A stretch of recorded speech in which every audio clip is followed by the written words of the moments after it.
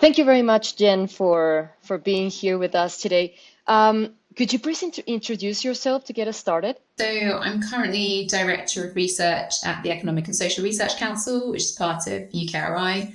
My career spanned roles in central government, so most recently working in Cabinet Office and Number 10, and the think tank sector, working at the Institute for Government in Demos, and also the university sector, working at the University of Toronto. And I think it's probably worth saying that a thread that runs through all of those roles is very much about championing the use of data analysis and evidence in government decision making and sort of driving new collaborations between researchers and policymakers. And obviously that's something I'm doing at the ESRC as well. What mechanisms are in place within ESRC to evaluate the impact of the research on policy and practice?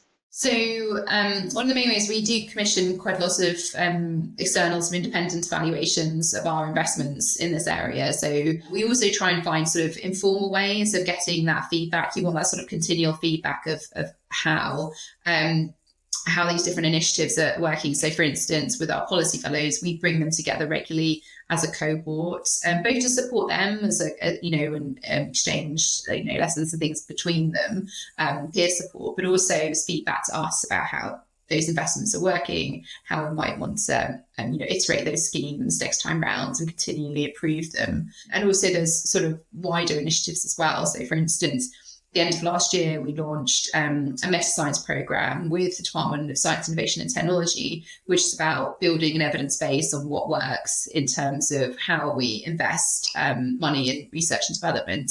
And obviously, how we go about achieving policy impact through our investments is part of that. So there's a sort of range of ways in which we want to do that. And that program is very much focused on sort of controlled experiments and seeing, the difference between different types of intervention and where, and the results that leads to. So quite a broad range of ways in which we try and sort of evaluate the impact of our work. Could you provide examples from your experience where research has significantly influenced policy decisions and what made these cases successful? There's a really good example of some ESRC funded research on unconditional cash transfers by Dr. Kate Orkin. It was conducted in Kenya, but during the pandemic, she used the insights of that research when she was working really closely with the South African government to make some really significant welfare reforms in South Africa that lifted about 5.5 million people out of poverty. So really significant impact at a population scale. And that was something we recognised in our ESRC Impact Prize, and it was really, really amazing results from that.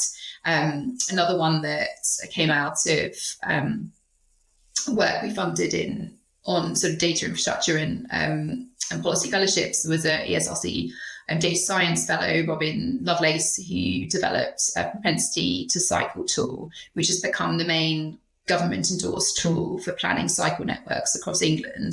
And that's informed hundreds of millions of pounds of transport infrastructure investment. So I think really nice examples of where academics have had direct policy impacts. And I think from a perspective, what links these researchers and the impact they've had is that sustained engagement and relationships they built with policymakers, and that ability to work alongside policymakers, really understand their needs, provide advice. In those two instances, produce modelling and tools that policymakers could make use of in their day-to-day work. So really understanding what their needs were and directly providing outputs that they could use. I think there are some brilliant examples of impact.